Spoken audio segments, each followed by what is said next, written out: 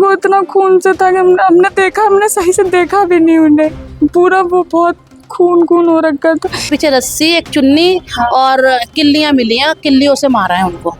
हाँ, ये गर्दन पे, सर में चोट है उनके, ये चेहरे पे ये पूरा। सो रहे थे, हमारी मम्मी हमें बोल रही थी जल्दी सोने के लिए, तो उनके डर की वजह से हम सो गए थे। जब पापा आए थे तब से मम्मी थी उनके कमरे में, मम्मी और पापा की बातचीत चल रही थी। मुझसे पहले ही सो गई थी, ये भी नहीं सोती थी इतनी जल्दी, ये भी मुझसे पहले सो गई थी।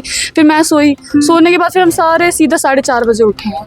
वो भी उठाया गया है, हमारी मम्मी ने आवाज़ देके उठाया हमें। जिसमें मम्मी आ रही थी हमारी वीडियो में, हमें यकीन तो नहीं हो रहा था, क्या करें। वहाँ जाके हमें यकीन करना पड़ा। पुलिस ने दिखाई वीडियो आप लोगों को? हाँ। आपके घर में सीसीटीवी लगे हुए हैं? नहीं, ये यहाँ लगा हुआ, यहाँ लगा हुआ है? हाँ, ये गली में लगे हुए हैं, घर में नहीं उसमें आपकी मम्मी दिख रही थी? किसी हथियार के साथ में थी? नहीं, किसी को अंदर लेके, मतलब घुसने के लिए गेट खोल रही थी किसी और के? उसने लाइट जला के देखा, तो जब लाइट जला के देखा तो हमारे पापा उल्टे ही लेटे पड़े थे। जमीन पर थे? हाँ, जमीन पे ही थे, वो वैसे ही लेटे हुए थे, वो उठे ही नहीं उठे। सटीक खबरों का सीधा असर। आप देख रहे हैं एनसीआर समाचार, सच्ची और पक्की खबरें।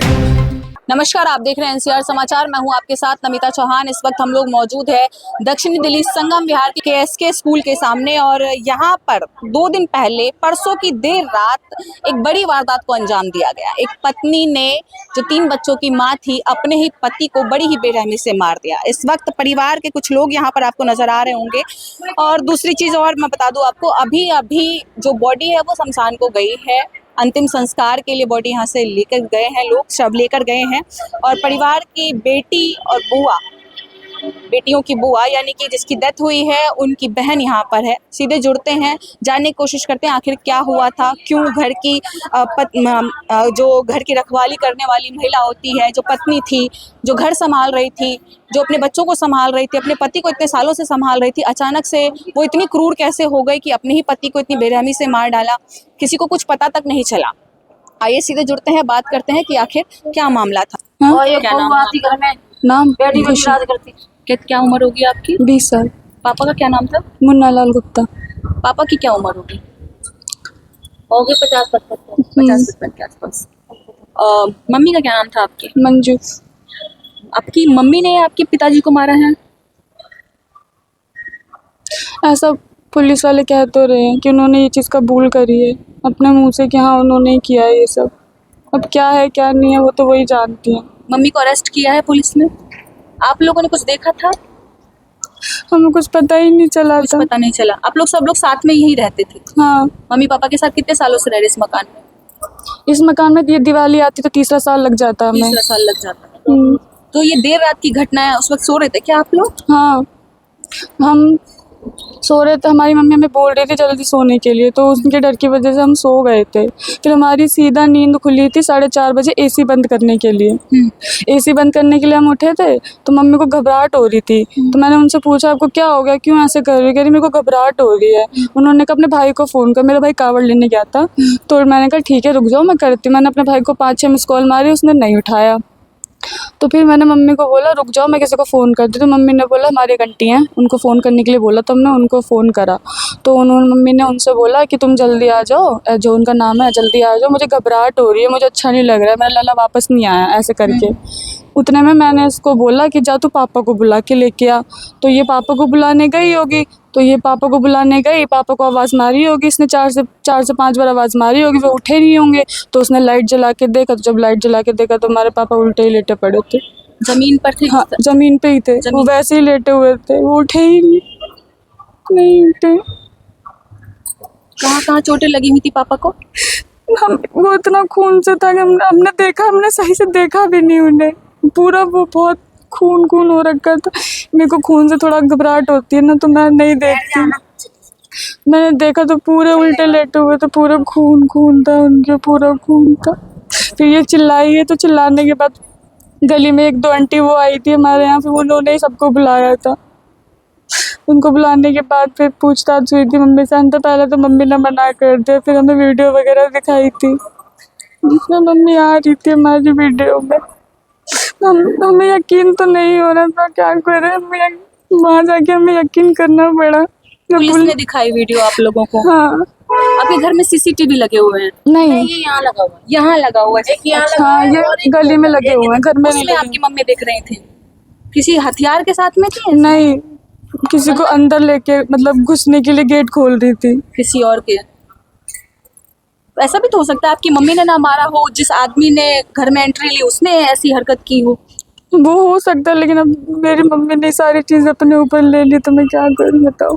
हमसे उन्होंने पूछा भी नहीं, उनको भी बहुत मारा था पुलिस वालों ने। सारी चीज़ उन्होंने अपने, पुलिस वालों ने ये भी कहा था कि तुम अपने ऊपर मत लो, जिसने ये करा उसके ऊपर डाल दो। मम्मी ने नहीं डाला, उन्होंने हमारी भी नहीं सोची, उन्होंने सब चीज़ अपने ऊपर ले ली। अभी फैमिली में और कौन कौन है? कोई भी नहीं? भाई है बस, बड़ा भाई है आपका, छोटा है? छोटा है हम दोनों से। आप दोनों से छोटा है। देखिए, माँ ने सारा इल्जाम अपने ऊपर ले लिया, पिताजी अब रहे नहीं, घर में 2 बहनें रह गई हैं और भाई इनसे भी छोटा है। उसके अलावा ये भी बता रही कि अब घर में कोई रहा नहीं। ये घर आपका अपना है या किराए पर रहते हैं? अपना है। अपना घर। गांव से भी कोई नहीं आया है? ये मेरी आए हैं। बुआ है, बुआ है, बुआ फूफा सब आए हैं। सब आए हैं। चाचा ताऊ कोई और नहीं है? दादा दादी? ताई है, दादा ताई की दादी बेटी है, हाँ, ये ताई है, वो ताई। और भाई वगैरह हैं सब लोग। आपने क्या देखा था? उसको मत पूछो कुछ, उसको कुछ नहीं।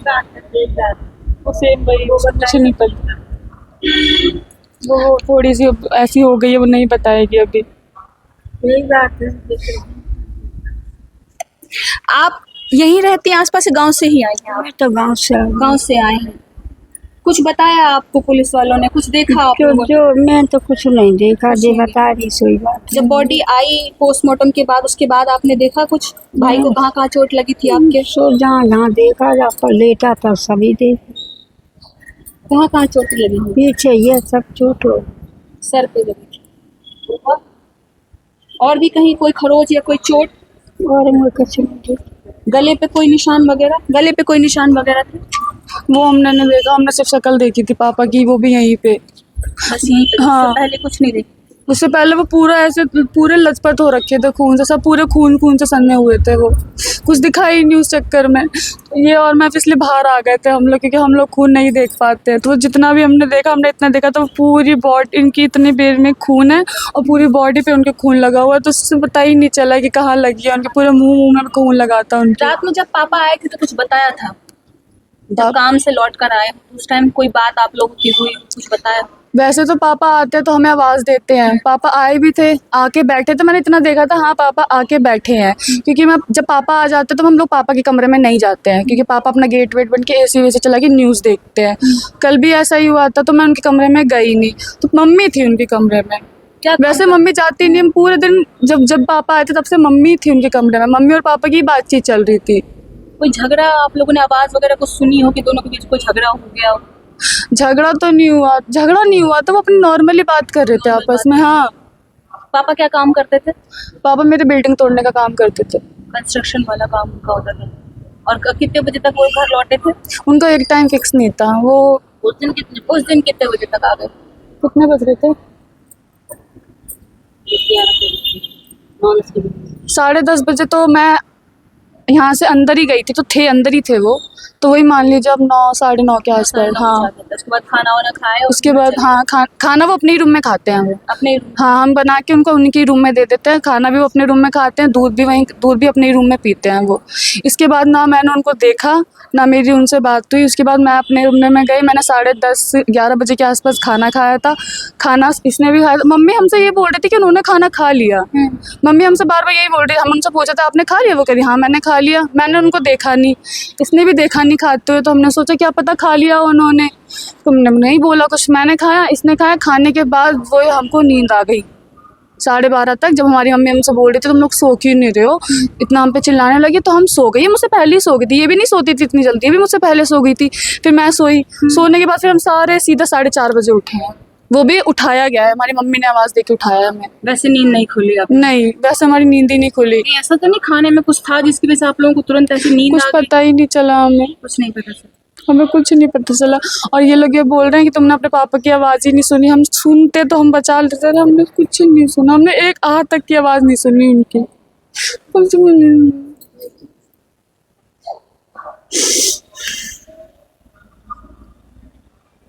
आप लोगों को कुछ पता है क्या हुआ? नहीं, हमें तो 6 बजे खबर पहुंची है, तो हम तो 6 बजे अपने घर आए हैं। 6 बजे आके हमने देखा तो मामा जी की यहाँ डेथ हो चुकी थी। तो फिर हमारे मामी सास है, वो भी हमारे मामा जी थे। तो हमने तो देखा तो मरा, तो मामी मेरे से बोले कि बहू तुम्हारे मामा चले गए, अब हम क्या करेंगे, मतलब यही सब बातें बोल रही थी। तो मैंने कि मामा कैसे ख़त्म, कह रही बहू हमें तो पता ही नहीं चला, हम तो अंदर वाले रूम में सो रहे थे, तुम्हारे मामा को कौन मार के डाल गया हमें नहीं पता। और तुम्हारे मामा तो मेरे से बहुत प्यार करते थे, उस रात को मेरे से बोल रहे थे आजा मेरे पास ही, आज मेरे कमरे में लेटे। तो मैंने बोला हाँ मैं आ जाऊँगी, अभी तुम सो, अभी बच्चे जग रहे हैं। यही सब बातें बोल रही थी और कुछ नहीं बोला फिर मेरे से। फिर तो थोड़ी देर बाद पुलिस वाले ही आ गए थे, मेरे सामने ही आ गए थे पुलिस वाले। तो कुछ ये चीजें भी सुनने में आई कि हाथ के नाखून वगैरह भी खींचे हुए थे। नहीं नहीं नहीं, ये सब नहीं हुआ। बस उनके ये चीज़ यहाँ से ये चीज़ मारा है उन्हें। वो ऐसे मतलब जब मैं आई थी बॉडी ऐसे उल्टी पड़ी थी और ब्लड पूरे में पड़ा था, और उनके ना सर में ही मारा, जो भी मारा है। और नहीं हाथ पैरों में कहीं कुछ नहीं हुआ उनको ना। हथियार वगैरह यहाँ पड़ा हुआ मिला? नहीं, पीछे बताते हैं पुलिस वाले बता रहे पीछे रस्सी, एक चुन्नी और किल्लियाँ मिली हैं, किल्लियों से मारा है उनको। हाँ, ये गर्दन पे और सर में चोट है उनके, ये चेहरे पे ये पूरा। कभी कोई उनका कोई झगड़ा हुआ हो या कभी शोर शराबा आप लोगों ने सुना हो? नहीं नहीं, हमने तो कभी झगड़ा नहीं सुना। मामा जी हमसे कभी बताते भी नहीं थे ये बच्चे। अब ऐसे तो मियाँ बीवी में हर घर में थोड़ा बहुत तो झगड़ा, किसके घर में नहीं होता, सबके घर में थोड़ा बहुत झगड़ा होता है। पर उस दिन तो झगड़ा नहीं हुआ। बच्चे बता रहे कि भाभी उस दिन झगड़ा नहीं हुआ किसी से। नहीं, उस दिन कुछ भी नहीं हुआ। देखिए सीसीटीवी कैमरे में आया है कि घर में कोई घुसा था, और जब वो घर में घुस रहा था उस वक्त घर का दरवाज़ा खोलने वाली वही महिला थी जो इन बच्चों की माँ है। बच्चों ने खुद बताया है कि वीडियो में साफ दिख रहा है कि मम्मी ने दरवाज़ा खोला था। और पुलिस ने ये वीडियो जब परिवार को दिखाई तो शायद परिवार भी हैरान रह गया कि आखिर ऐसे कैसे हो सकता है कि हमारी मम्मी खुद दरवाज़ा खोलकर किसी और को अंदर आने दे रही है। और हो सकता है कि जो व्यक्ति अंदर आया था उसी ने इस वारदात को अंजाम दिया हो, उसी ने इस घर के मालिक को मारा हो, और इल्ज़ाम इनकी मम्मी खुद पर ले रही है, जिनका नाम मंजू बताया जा रहा है। पुलिस ने उन्हें बार बार ये भी आगाह किया है कि आप अपने ऊपर इल्ज़ाम मत लीजिए, लेकिन फिर भी उन्होंने सारा इल्ज़ाम अपने ऊपर ले लिया। अब आप खुद सोचिए इन बच्चों के लिए कितना दर्दनाक होगा ये चीज़ देखना, कितना खौफनाक रहा होगा। छोटी बेटी बोल तक नहीं पा रही है, इतने सदमे में है इस वक्त। तो कितना खौफ रहा होगा इस वो चीज़ें देखना, कितना हैरान करने वाला मामला होगा, कितना गंभीर मामला होगा कि बच्चों के सामने माँ को मारा जा रहा है, माँ को दोषी बताया जा रहा है, उन्हें जेल भेजने की बात की जा रही है, पिता की बॉडी पड़ी हुई है।